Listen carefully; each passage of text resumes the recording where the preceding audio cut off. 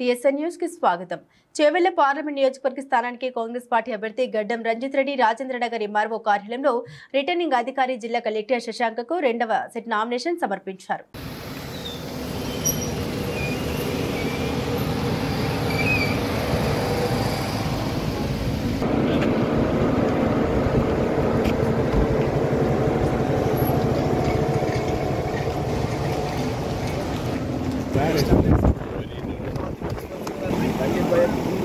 ఇప్పుడు రాబోయే రోజులు మేనిఫెస్టోలో ఏమేమి ఉన్నాయో ప్రతి ఒక్క అంశం, దాంతోపాటు నిజంగా ఇవాళ కాంగ్రెస్ మొన్న రాహుల్ గాంధీ గారు కూడా వేదిక మీద అయితే కాంగ్రెస్ పార్టీ మేనిఫెస్టో రిలీజ్ చేసిందో దాంట్లో ప్రతి అంశం 5 నాయ్ 25 పటాకే అని చెప్పి ప్రతి దాంట్లో ప్రతి అంశం క్షుణ్ణంగా డీటెయిల్గా ఎక్స్ప్లెయిన్ చేయడం జరిగింది. కాబట్టి ప్రతి ఒక్కరు దాంతో కన్విన్స్ అయ్యారు. ఒక హెల్త్ కార్డే కాకుండా అన్ని రంగాలు అన్ని విధాలుగా ముందుకు పోవాలి దేశం.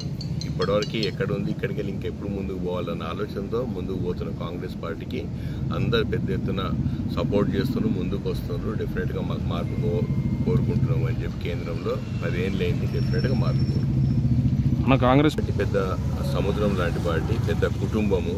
నిజంగా అందరూ ఒక తాటి మీద తీసుకొచ్చి రేవంత్ రెడ్డి గారు ముందుకు పోయినారు. కాంగ్రెస్ కుటుంబ సభ్యులు అందరూ ఎంతో సంతోషంగా ఉన్నారు. ఎందుకంటే పూర్వ వైభవం వచ్చింది. అన్ని మాకు ఎవ్వరు వచ్చినా సంతోషమే. పాత కాంగ్రెస్ నాయకులు కాకుండా పాత బీఆర్ఎస్ నుండి వచ్చినా ఏ పార్టీ నుండి వచ్చినా కూడా అందరినీ తీసుకోవాలన్నా అన్నది డిసైడ్ చేయడం జరిగింది పార్టీ. ఈరోజు నేను doctor G Ranjith Reddy Chevella parliament కాన్స్టిట్యుయెన్సీలోని కాంగ్రెస్ పార్టీ అభ్యర్థిగా హస్తం గుర్తు మీద రెండో సెట్ నామినేషన్ దాఖలు చేయడం జరిగింది.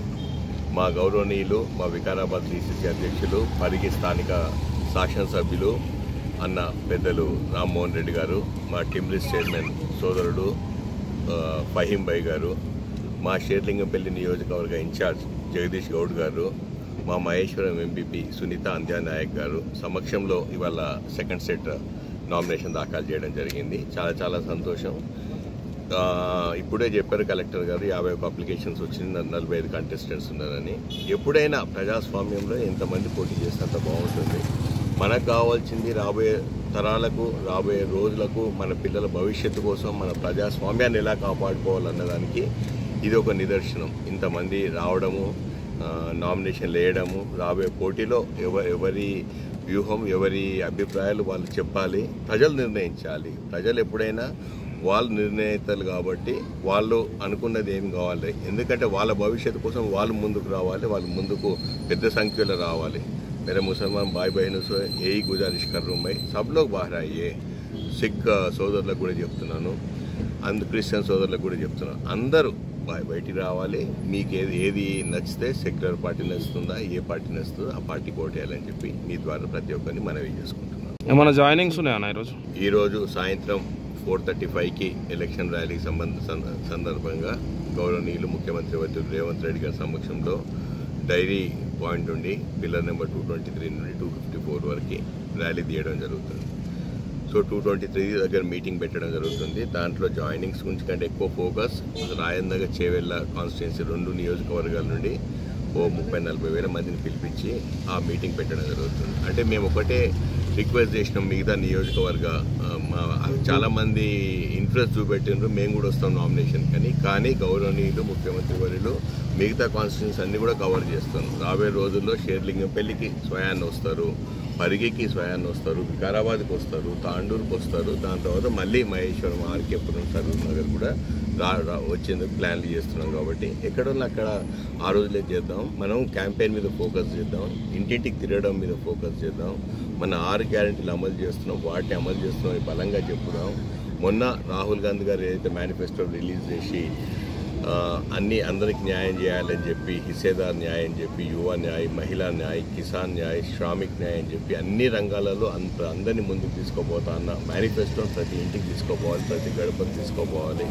మహిళా సోదరుమణులు ప్రతి గడపకి వెళ్ళి అందరికి బొట్లు పెట్టి బయటికి వచ్చి కాంగ్రెస్ పార్టీ అభ్యర్థిత్వాన్ని బలపరచాలని చెప్పి రిక్వెస్ట్ చేయమని మా ద్వారా చెప్పడం జరిగింది. సో ఆ ర్యాలీకి పెద్ద ఎత్తున వస్తారు కాబట్టి అందరికీ కృతజ్ఞతలు.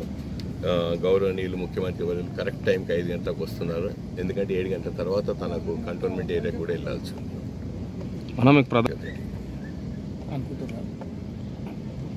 థ్యాంక్ యూ అన్న. రూపాయల గ్యాస్ సిలిండర్కి అమలైంది. ఇక్కడ ఈ 7 జిల్లాల్లో ఎలక్షన్ కోడ్ మొన్న ఎమ్మెల్సీ ఎలక్షన్స్ అయింది. ఆ రిజల్ట్స్ జూన్ 4 ఉంది కాబట్టి, కానీ మా నాయకులు, మా అక్కడ ఇన్ఛార్జ్లు, మా ఎమ్మెల్యేలు ఒకటే చెప్తున్నారు, ఎవరికైనా రాకపోతే మా బాధ్యత, 200 యూనిట్ల కరెంటు, ఉచిత కరెంటు ఇవ్వకపోతే అది మా బాధ్యత అని చెప్తున్నాం. గ్యారెంటీలు అమలయ్యే గ్యారెంటీ మాది. Sir good morning. ఏ ముని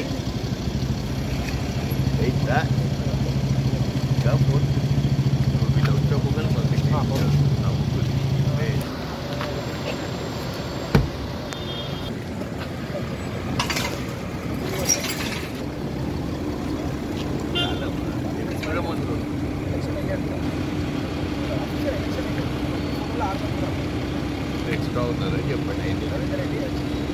మీకు ఇంకా 3 వస్తారు, 5 ఒక